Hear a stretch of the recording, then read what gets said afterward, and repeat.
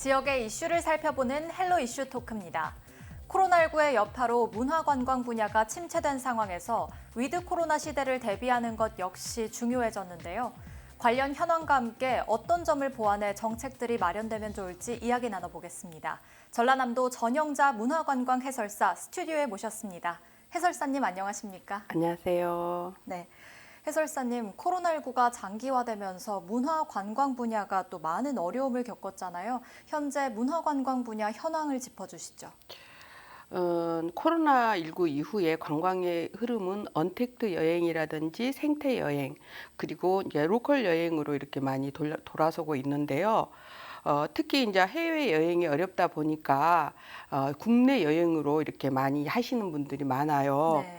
그리고 이제 많이 모이는 곳보다 한적한 곳으로 모이고요. 알려진 곳보다 알려지지 않는 곳을 선호하고 있어요. 그리고 안전과 위생을 추구하는 안심 여행을 하고 선호하고 있고요. 그리고 이제 우리 또 전남 같은 경우에는 먹거리라든지 또 해양이라든지 또 문화 체험을 다양하게 할 수 있는 그런 곳이 많아서 코로나19 이 기간에 여행하기에는 최적의 장소가 전남이 아닌가 싶습니다. 네. 또 코로나 확산 이후에 이제 대면에서 비대면으로 점점 패러다임이 변화하면서 많은 혼란이 있었습니다. 또 그러면서 문화관광 분야도 침체를 겪었고요. 또 한 해가 지난 지금 작년과 달라진 점이 있다면 어떤 것들이 있을까요? 작년과 달라진 점은 작년에는 처음 코로나가 발생해서 어찌할 바를 모르고 그저 코로나로부터 피해 있으려고만 했던 것 같아요. 그런데 올해는 그 코로나19에 대한 관광객 의식이 변화가 그 첫 번째인 것 같아요. 그래서 이제 감염에 대한 막연한 두려움에서 맞서서 위드 코로나와 함께 하자. 그래서 스스로 관광객 스스로 방역하고 그다음에 사회적 거리 유지하고 그런 다음에 조심스럽게 소수나마 이렇게 여행하는 것을 볼 수 있습니다. 네. 특히 이제 비대면 여행지로 이제 바다를 낀 섬 둘레길이라든지 또 여수 섬섬길이라든지 신안의 천사대교로 이어진 암태, 안좌, 자음, 팔금, 임자도 쪽 이런 쪽으로 팔금하고 이제 임자도는 새로 이제 다리가 생겨서 많이 그쪽으로 가는 편이에요.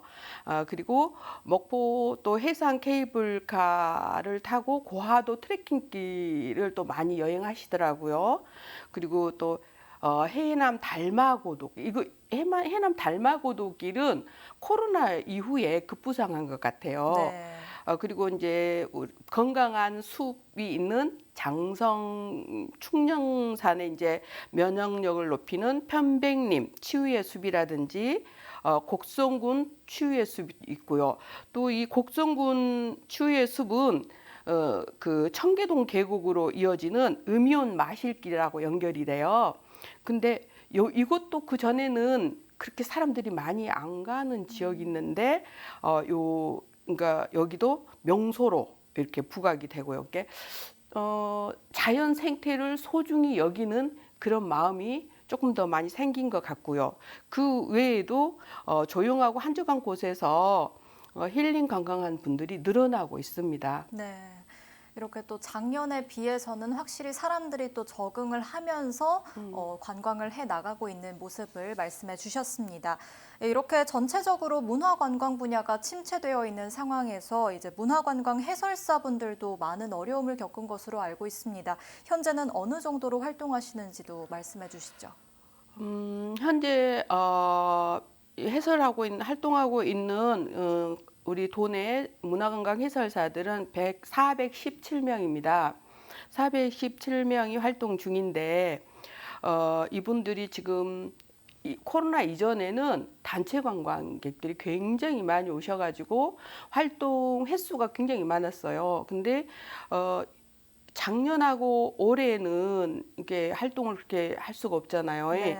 그래서 지역 시군 관광 안내소 및 전시관, 박물관 이런 데서 그리고 사찰 그리고 지정된 관광지 안내소에서 안내소에서 짧은 해설 정도 안내 정도를 업무를 진행하고 있습니다. 그래서 실은 활동비가 현저하게 낮아졌어요. 전에 비해서. 네. 그러니까 얼마 전에 해설사님이 전화가 왔더라고. 그래서 느닷없이 전화를 해서 겁나 반가웠어요. 네. 나한테 이제 놀러 오라고 전화 한갑다 그랬는데 보험 설계사를 하란다고. 그러니까 벌이가 만만 녹록지 않으니까 이제 전향을 한 거죠. 네. 다른 쪽으로. 그러니까 그런 분들이 좀 몇 분 있어 보이더라고요. 그래서 우리 해설사들한테도 이 코로나 상황에 맞는 그 해설 방법이 좀 필요하구나 이런 생각을 하고 또 저도 전남 문화관광 해설사 협회장 장재호 회장님한테 또 건의도 하고 그렇습니다. 네, 확실히 이전에 비해서는 제약이 많이 따르고 있는 상황인 것 같습니다. 네. 네, 이렇게 현황들에 대해서 살펴봤고요. 잠깐 또 전남 지역에서 진행되는 사업이나 정책들 관련해서도 살펴보면 좋을 것 같은데요. 또 지난 1일부터는 전남 수묵 비엔날레가 개최가 되면서 또 눈길을 끌고 있더라고요. 올해는 어떻게 진행되는지 자세하게 소개해 주시죠. 우리 수묵 비엔날레가 이제 지난해 부릉부릉 저기 특별전을 한번 했었거든요. 네. 그리고 이제 올해 하는데 오체 찬란 모노크롬 생동하는 수묵의 새로운 출발이라는 주제로 15개 국가의 200여 명의 작가들이 참여하여서 수묵 비엔날레를 열고 있습니다. 목포 문화예술회관 하고요. 주 전시관은 목포 문화예술회관하고 진도 울림산방에서 진행하는데요. 목포 쪽은 그 현대미술 관련해서 많이 전시가 되고 있고요. 진도 쪽은 그래도 그나마 전통 우리 그 수묵에 대해서 전시가 되고 있다고 보시면 되고요. 네. 그리고 이제 이번에는 지필묵으로 대표되는 재료의 어떤 한계를 벗어나 서양화나 조각, 설치미술, 미디어, 천연 염색까지 포함하고 있고요. 다양한 장르의 수묵 작품들이 전시되고 있어요. 목포 문화예술회관에서는 수묵 없는 수묵 들어보셨어요? 네. 그런데 다 묵을 갖고 있다는 거죠. 모든 색채에는 먹색을 가지고 있다. 네. 그래서 수묵 없는 수묵으로 해서 전시가 되고 있고 또 아까 말씀드렸다시피 진도는 그렇게 도자기, 의류, 또 이렇게 영원함 교류전 이런 것도 하고 있고 또 특별히 네 곳 그러니까 나주, 광주, 광양의 도립미술관 이런 쪽에서는 특별전을 수묵 특별전을 또 하고 있고 또 그 외 9개 시군에서 14곳 전시관에서는 또 다른 20개 전시를 하고 있어요. 그래서 여러분이 어느 전남에 오셔서 어느 도시를 갔어도 수묵 전시를 볼 수 있고 특히 목포에 오신 분들은 또 무료로 관람할 수 있는 장소가 있어요. 네. 근대 역사 거리에 가시면은 유달초등학교 강당, 구 심상소학교인데 거기 강당에서 수묵 전시를 하고 있고요. 그 위에 노족봉 미술관에서 또 수묵 전시를 하는데 이곳은 무료예요. 네. 이렇게 또 수묵에 관심이 또 많으신 분들께서 그리고 또 궁금했던 분들께서도 이번 전남 수묵 비엔날레 꼭 참여하셨으면 좋겠다라는 생각이 드는데요. 이렇게 수묵 비엔날레 외에 또 전남 지역에서 진행되는 또 문화 관광 사업이 있는지 또 궁금한데요. 특히 좀 생각하시기에 독특하다고 생각되시는 사업이 있다면 또 소개해 주시죠.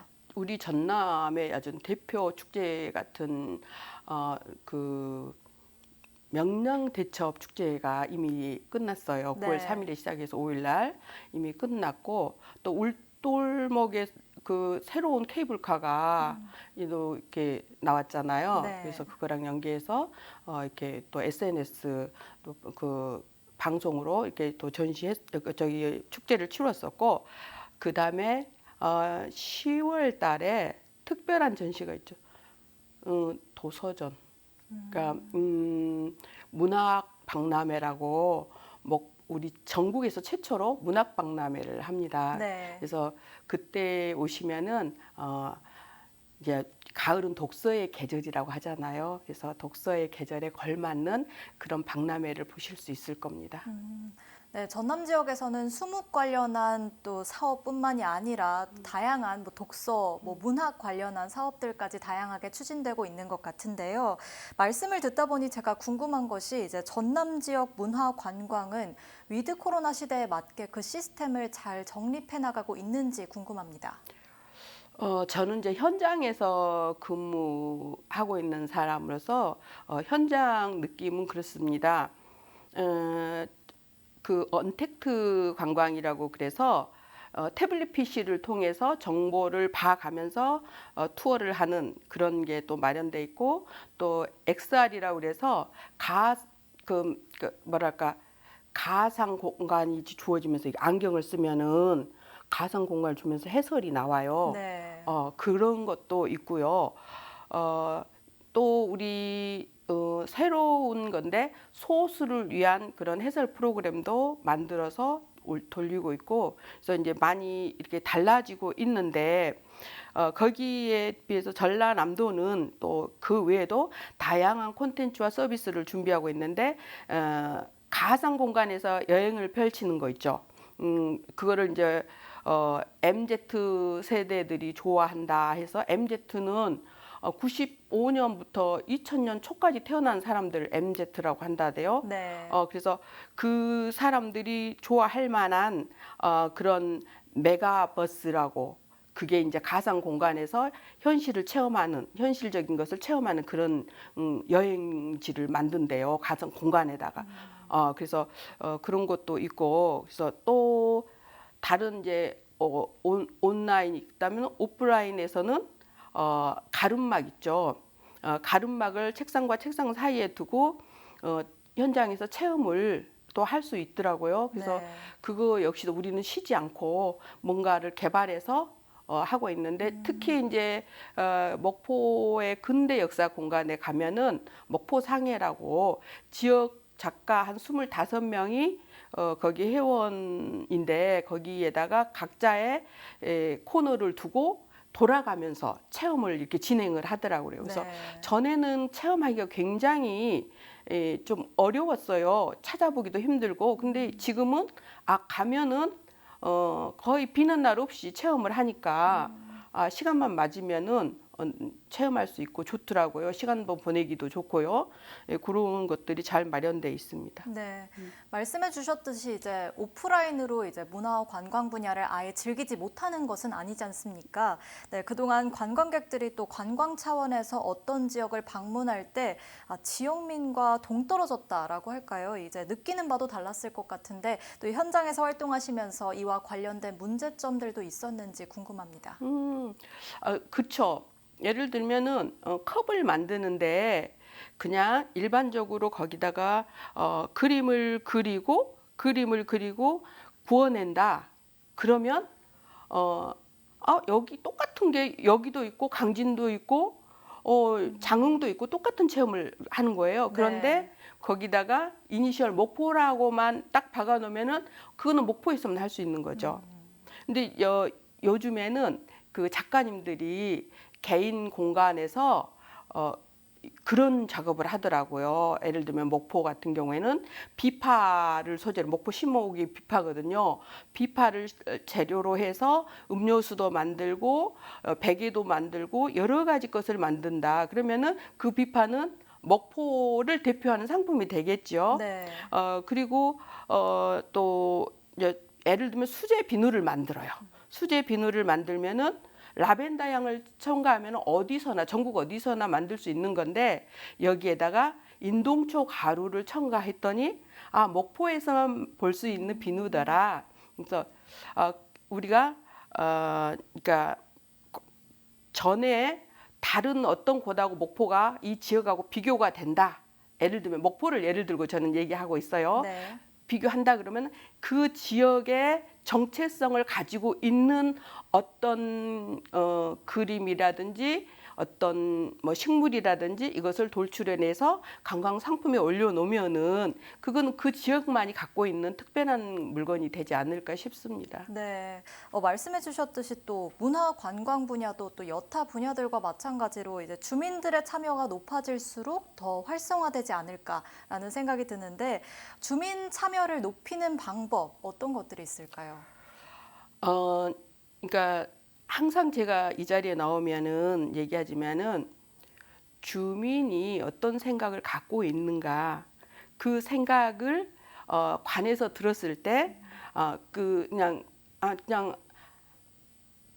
참고만 하지 말고 어떤 실행이 되게 좀 이렇게 밀어주고 그러면은 사실은 그게 미미한 것 같지만은 나중에 그게 다 이 사람 생각, 그 주민들의 여러 사람이 생각이 뭉치다 보면은 그게 어마어마한 효과를 돌출해 내더라고요. 제가 지난번에 하나 그런 무궁화 꽃이 폈습니다라고 그 프로젝트를 하나 진행했는데 사실은 그거는 제가 뜨개질하면서 이 꽃을 무궁화 꽃으로 만들고 그걸 좀 전시했으면 좋겠다라고 했더니 어느 분은 지역에 사는 어느 분은 나는 무궁화 노래를 부르겠다.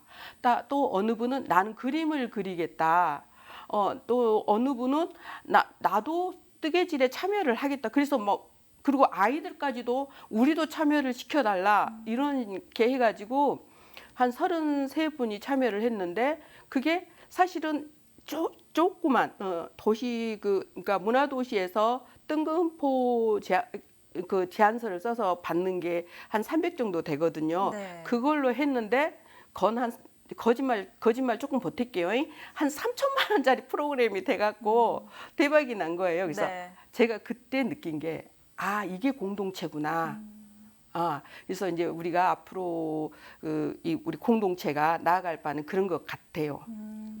네, 주민들의 생각 하나하나가 모여서 또 더 의미 있는 프로젝트를 만들 수 있는 네. 것 같습니다. 어마어마하더라고요. 네, 그런 것 같습니다. 네, 오늘 이렇게 해설사님과 다양한 이야기들 나눠봤는데요. 해설사님께서는 현장에 계시면서 또 지역 문화관광 발전을 위해서 보완해야 할 점도 느끼셨을 것 같습니다. 어떤 점들이 보완됐으면 좋을지 그리고 그와 관련된 대책들은 어떤 것들이 필요하다고 보시는지도 말씀해 주시죠. 의견 수렴이요. 주민들의 의견이 수렴하는 곳이 있어서 그 의견이 될 수 있으면 잘 이렇게 포장돼서 뭔가 결실로 맺어졌으면 얼마나 그 희망차겠어요. 네. 내 의견이 수렴되어서 어디에 적용됐단다. 그래서 그런 창구가 좀 있었으면 좋겠다라는 생각을 했고 또 그런 여러분이 또 지역에 있는 협동조합이라든지 또 이런 문화센터 이런 데 가서 얘기하고 이렇게 하는 것도 지역 주민들 스스로가 또 그렇게 하셔야 돼요. 그냥 마음속에만 갖고 안 하고 있는 것보다는 말씀을 하시고 같이 민관이 같이 공동으로 좀 이렇게 열심히 했으면 좋겠고 네. 지역에서 하는 행사에 이거는 이제 우리 주민들한테 시민들한테 당부드리는 건데 지역에서 하는 행사에는 관심을 갖고 큰 돈을 넣어서 행사를 하기 때문에 관심을 갖고 홍보도 하고 내 일처럼 이렇게 하시면은 이 행사가 성황리에 마칠 수 있을 것 같습니다. 네. 그래서 관에서만 노력할 것이 아니라 민에서도 관에서 하는 일에 적극 참여하고 공통으로 노력하면 좋겠고 또 이런 큰 행사가 있을 때는 시민 교육이 좀 이루어졌으면 좋겠습니다. 시민 교육이 있어서 어디서 뭘 하는지 시민들이 알고 직접 홍보하고 관광객이 오면 그쪽으로 동선을 유도할 수 있는 네. 그런 계기가 좀 마련되었으면은 참 좋을 것 같아요. 적어도 이제 우리 지역에서 일어나는 행사만큼은 지역 주민들이 관심을 갖고 자발적으로 참여하면 더욱더 발전될 수 있을 것 같습니다. 네, 해설사님 오늘 말씀 여기까지 듣겠습니다. 감사합니다. 문화관광 분야의 패러다임이 변화하고 있는 만큼 다양한 방법으로 즐길 수 있는 지역 맞춤형 정책들이 발굴되길 기대해보면서 오늘 시간 마칩니다. 지금까지 헬로 이슈 토크였습니다.